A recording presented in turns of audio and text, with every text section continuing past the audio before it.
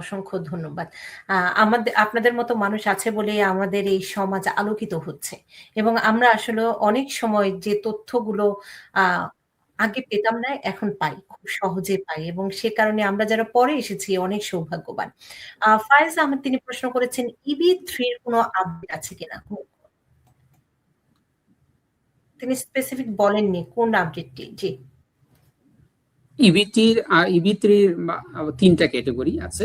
তো ইবি3-র মধ্যে একটা হচ্ছে প্রফেশনাল, একটা এক্সপেরিয়েন্স, আর একটা স্কিল, যেটা বলি আমরা প্রফেশনাল স্কিল আর আনস্কিলড। তো স্কিলড আর আপনার প্রফেশনালের মধ্যে, এই দুটোর মধ্যে প্রায় আপনার হচ্ছে ভিসা বুলেটিনটা বেশ অ্যাডভান্স হয়েছে। এখন 2024 চলছে। 2024-এ যারা অ্যাপ্লাই করছিলেন তাদের ভিসা অ্যাভেলেবল হচ্ছে। এমবেসিতে যদি হয়ে থাকে তাহলে এমবেসিতে খুবই তাড়াতাড়ি ওনাদেরকে ডাকা হবে ইন্টারভিউর জন্য। আর যারা EB3 আনস্কিলডে ছিলেন, যাদের লেস দেন 2 ইয়ার্স এক্সপিরিয়েন্স নিয়ে ওনারা অ্যাপ্লাই করছিলেন, তাদেরটা এখন 2023-22 চলছে। এখন 22 ফেব্রুয়ারি 2022 চলছে। ওনাদের একটা স্লো হয়। এখানে আবার কান্ট্রি ক্যাপও আছে।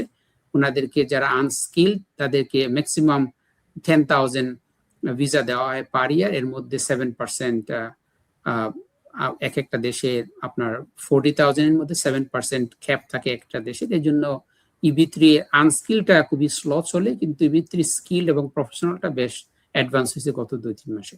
তো আপনার আশা করা যাচ্ছে যে আরো বেশি হবে। এবং আমরা ট্রাম্প অ্যাডমিনিস্ট্রেশনের সময় আমরা দেখছি প্রসেসিং স্লো হয়, কিন্তু ভিসা বুলেটিন খুবই অ্যাডভান্স হয়, কারণ ওখানে অনেকে ভয়ে অ্যাপ্লাই করেন না। আমরা ফার্স্ট টার্মে আমরা সেটাই দেখছি। বাহ! মজুমদার প্রশ্ন করেছেন, আমার ছেলে আমেরিকান সিটিজেন, ছেলের বইয়ের জন্য অ্যাপ্লাই করেছে, 1 বছর হয়ে গেছে, কোনো রেসপন্স নেই, কতদিন লাগতে পারে? এটা ডিপেন্ড করে আপনি কোন পর্যায়ে আছেন। যদি ইউএসসিএসএ ফাইল করা হয়, এটা প্রায় বছর থেকে 1.5 বছর সময় লেগে যাচ্ছে ইউএসসিএসএ অ্যাপ্রুভাল হওয়ার পরে। তারপরে ন্যাশনাল ভিসা সেন্টার যাওয়ার পরে ওখানে আবার বছর খানেকের মতো সময় লেগে যাচ্ছে প্রসেসিং এ।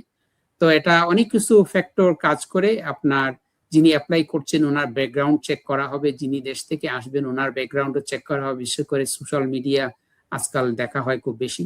তো যদি সবকিছু ক্লিন থাকে তাহলে এটা ক্লিয়ার হয়ে যাবে, বেশি দিন লাগবে না। এটা অ্যাপ্রুভ হওয়ার সময় হয়ে গেছে, প্রায় 1 বছর হয়ে গেলে বলা যায় অ্যাপ্রুভ হওয়ার সময় হয়ে গেছে।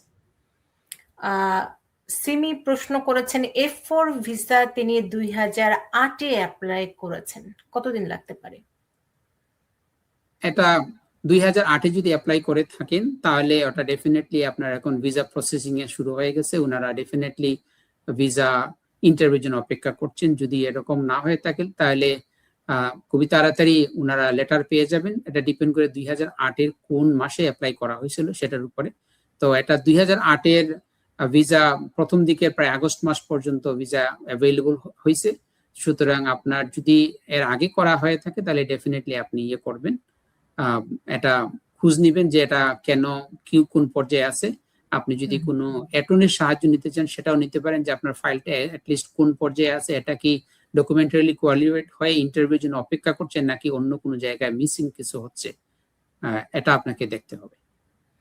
আয়েশা তিনি প্রশ্ন করেছেন, তার বাবা আমেরিকায় থাকে, 2004 সালে অ্যাপ্লাই করেছিলেন তার জন্য, তিনি বিবাহিত, আর কতদিন লাগতে পারে? 2014 সালের আবেদন।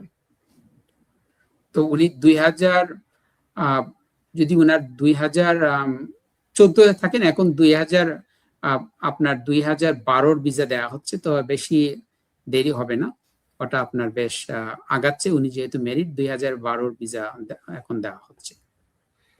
আমাদের সুমন প্রশ্ন করেছেন, তার মেয়ের জন্য তিনি আবেদন করেছেন, তার বয়স 3 বছর, এখন পর্যন্ত রিসিভ লেটার পেয়েছেন। তার প্রশ্ন হলো আর কতদিন লাগতে পারে? এটা হচ্ছে যে প্রায় বছর, 1.5 বছরের মতো, 2 বছরের মতো লেগে যায় ভিসা আপনার I-130 ফর্মটা অ্যাপ্রুভ হতে। ইউএসসিএস অ্যাপ্রুভ খুবই স্লোলি করে যদি পার্মানেন্ট রেসিডেন্ট হন। তো এটা অপেক্ষা করতে হবে। বর্তমান অ্যাডমিনিস্ট্রেশনে ওটা এক্সপেরিয়েট করার কোনো সুযোগ নাই, কিন্তু প্রসেসিংটা খুবই স্লো হচ্ছে এখন। কিন্তু পেয়ে যাবেন, বেশি দেরি হবে না। এটা